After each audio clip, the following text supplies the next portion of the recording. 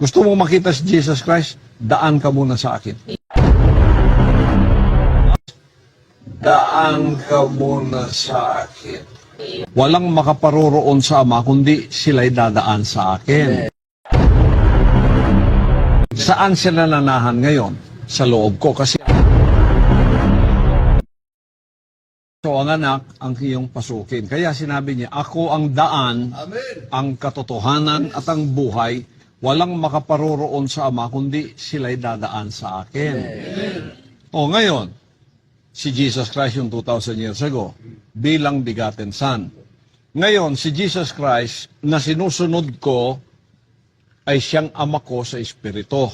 Saan sila nanahan ngayon? Sa loob ko. Kasi lahat ng salita niya, siya yon. At pinagkatiwala sa akin. Ako yung kanyang piniling tahanan sapagkat hindi ako magtataksil sa kanyang sinabi. Kaya ginawa muna akong anak. Gusto mong makita si Jesus Christ? Daan ka muna sa akin. Tuturuan kita. Kaya ayan yung dumaan sa akin, gumagawa kayo ng ibang daan. Jesus, ikaw lang tagapagligtas. Jesus, ikaw lang tagapagligtas. O paano siya papasukin ngayon na hindi mo naman sinusunod ang sinabi niya?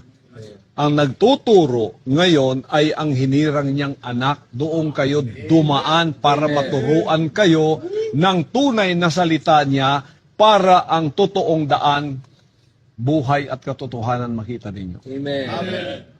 Pagka nagsalita ako, hindi ako nagsasalita sa sarili ko, ang amang nananahan sa loob ko. Amen. So yung pagsabi kong, ako ang daan, ang katotohanan at ang buhay, siya yon. Ako lang yung katawan niyang nangungusap, pero siya yung espiritong nangungusap sa loob ko. Amen. Yan. O, pag dumaan ka sa akin, nung sasabihin ko sa iyo, tuturuan kita na sumunod sa kanyang sinabi.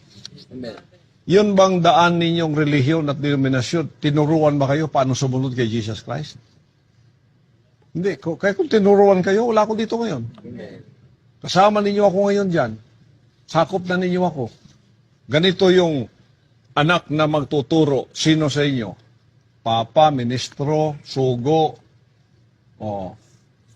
May nagturo ba? May nagturo bang ganito? Wala po. Hindi nga na yung mabanggit-banggit ang 7:21 to 26 Matthew eh. Hindi mabanggit-banggit yun. Kahit kailan, hindi binanggit yun. Yun ang tinatago ninyo si Jesus Christ. Kaya hindi niya kayo pinagkatiwalaan. Umalis siya sa inyo at iniwan niya kayo. Amen. At ako kanyang hinirang at sa akin ipinagkatiwala ang kingdom age. Amen.